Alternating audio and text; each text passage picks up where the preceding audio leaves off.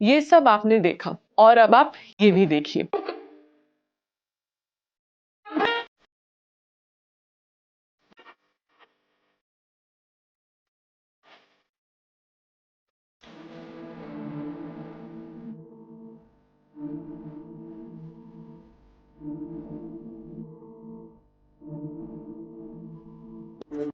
अब क्या लगता है आपको, क्या आज हम वाकई एक डेमोक्रेटिक इंडिया में जी रहे हैं? क्या 1947 में इसी आजाद भारत का सपना देखा गया था? क्या इसलिए चंद्रशेखर आजाद, भगत सिंह, सुखदेव राजगुरु और हजारों फ्रीडम फाइटर्स ने अपनी जान दांव पे लगा दी थी? क्या इसी देश के लिए डॉक्टर भीमराव अंबेडकर ने हमें ऐसा एक संविधान दिया जहां हर नागरिक को अपनी बात रखने का अधिकार हो? एक अच्छा एजुकेशन सिस्टम इस देश के हर एक बच्चे का हक होता है, और अगर वो हक उन्हें ना मिले तो उन्हें सवाल पूछने का पूरा पूरा अधिकार। जब तक बच्चे चुपचाप सब कुछ सह रहे थे तब तक सब कुछ ठीक था, लेकिन जिस दिन उन्होंने सिर्फ इतना पूछा कि एग्जाम लीक का जिम्मेदार कौन है, जिस दिन उन्होंने कहा कि हमें फेयर इन्वेस्टिगेशन चाहिए, उस दिन अचानक पूरा सिस्टम उनके सामने खड़ा हो गया। 30 दिन तक उनकी आवाज को इग्नोर किया गया, लेकिन 20 जुलाई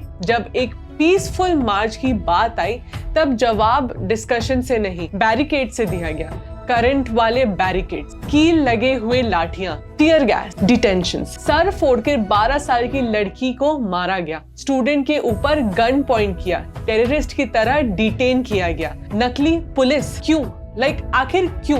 जब एक रेपिस्ट को पकड़ना होता है तब ये अर्जेंसी कहाँ चली जाती है? जब दिल्ली की सड़कों पर लड़कियां खुद को अनसेफ महसूस करती है तब ये फोर्स कहाँ होती है? जब करप्शन की बात होती है, जब पेपर लीक माफिया की बात होती है, तब ये एक्शन इतनी तेजी से क्यों नहीं दिखता? लेकिन जब स्टूडेंट्स अपना फ्यूचर बचाने सड़कों पर निकलते हैं तो पूरा सिस्टम एकदम से एक्टिव कैसे हो जाता है? इतना भरोसा कि सरकार पर पूरे देश ने किया, लेकिन बदले में क्या मिला? पीसफुल प्रोटेस्ट में बच्चों की अधमरी हालत, और हमारी मीडिया, नेता और पुलिस आज भी अंधे, गूंगे और बहरे बन के बैठे हुए हैं। क्या फर्क है उस 1919 के जलियांवाला बाग और आज के एजुकेशन प्रोटेस्ट में? बस इतना ही कि तब ब्रिटिशर्स ने गोलियां चलाई थी और आज स्टूडेंट्स के सामने जनता की रक्षा करने वाले पुलिस और जनता द्वारा चुने गए सरकार की गोलियां और डंडे लेकर खड़े उतर गए हैं।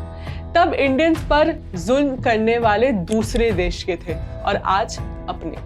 और शायद आज सबसे बड़ा सवाल किसी भी सरकार से पहले हम सब से है, क्या हम एक ऐसा देश बना रहे हैं जहां एक स्टूडेंट को सिर्फ पढ़ने का हक हो, या फिर अपने फ्यूचर के लिए सवाल पूछने का भी? क्योंकि किसी भी लोकतंत्र की पहचान सिर्फ इलेक्शन से नहीं होती, उसकी पहचान इस बात से होती है कि जब उसके युवा सवाल पूछते हैं तो उनकी आवाज सुनी जाती है भी या नहीं। एजुकेशन सिर्फ डिग्री नहीं होती, एजुकेशन एक सपना होता है, एक परिवार की उम्मीद होती है, एक बच्चे की पूरी जिंदगी होती है। और जब उस सपने पर सवाल उठते हैं तो जवाब देना किसी एहसान का काम नहीं, एक जिम्मेदारी होती है। क्योंकि किसी भी देश की असली ताकत उसकी इमारतें, उसकी स्पीचेस या उसके स्लोगन्स में नहीं होती, उसकी असली ताकत उसके स्टूडेंट्स के चेहरों पे दिखने वाले भरोसे में होती है। और जिस दिन वो भरोसा टूट जाता है उस दिन सिर्फ एक एग्जाम नहीं आता, एक पूरी जनरेशन हार जाती है। और शायद अब सवाल एजुकेशन सिस्टम का रहा भी नहीं, क्योंकि आज सवाल डेमोक्रेटिक राइट्स पे चला गया है।